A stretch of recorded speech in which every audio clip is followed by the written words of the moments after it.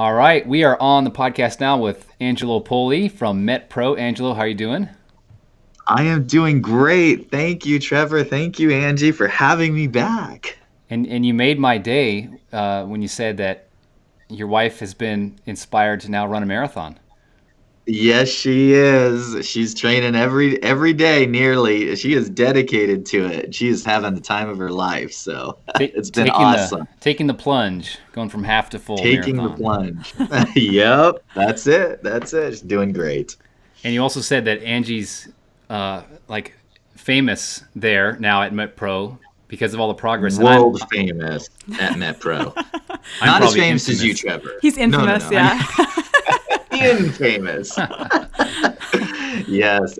Everybody talks about just, your progress and how well you've done since coming on board with us. The whole MetPro team is just, we actually as a team, we get together about every 4 to 6 weeks and celebrate wins and share some stories within the company of exceptional athletes because we have some incredible stories of people's journey, not only whether it's weight loss or pro athletes or just regular folks hitting goals, but our culture is big on sharing those wins. And I know it's really neat to be able to talk about that and just really celebrate when we see people doing so well. And you are definitely, both of you, but Angie, you are crushing it. Keep Well, it thank up. you. I've been very fortunate to be on this journey with you guys. And the question we have for you today is definitely something that's on a lot of people's minds in our community. People often are very hungry when they're marathon training. So the question is, how does one manage hunger during marathon training when the goal is to lose weight and keep energy levels stable? Yes. Okay, so that is the $1 million question, because really what you're talking about is two opposing goals there. What we're trying to do is we're trying to improve our time, improve our distance, and actually push our body to new levels of performance. But this person also has a goal of weight loss.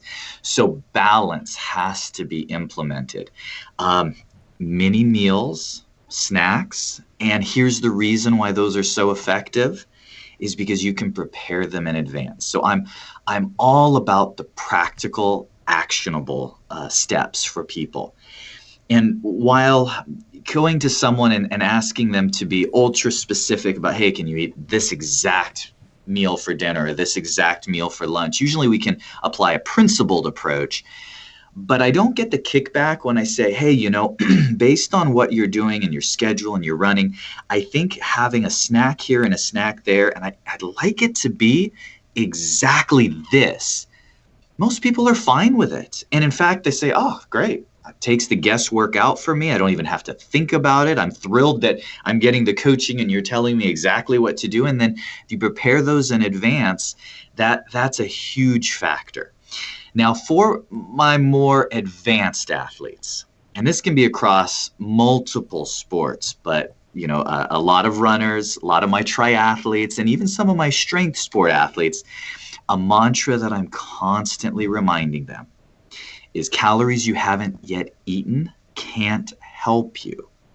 So if you fall into that category where you are modulating modifying how much you're eating because you're trying to perform better, but you're also managing weight, then it's going to be critical to get the bulk of your nutrition earlier in the day or at least surrounding your athletic activities. So I've had athletes that have just transformed their performance simply by packing more of their food into kind of a time frame prior to their running or their event or their sport, whatever the case may be. A lot of times what happens is somebody is getting over the course of the day enough calories or enough carbohydrates, whatever the case may be. But by the time they get to their training, they haven't gotten enough. So calories you haven't yet eaten can't help you. So sometimes somebody does, for example, a early afternoon training. I'll ask them to already have 3, sometimes 4 meals in the bag prior to that.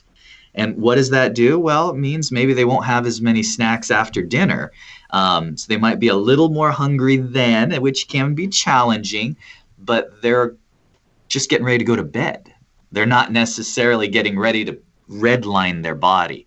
So really give consideration to when you're going to be exercising and position your food around that. And then the last tip for that would be honest with yourself.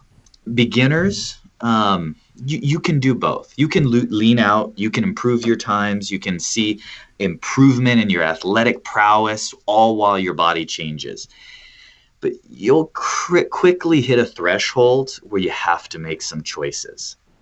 And so it's not a matter of pick one. It's a matter of pick which one first.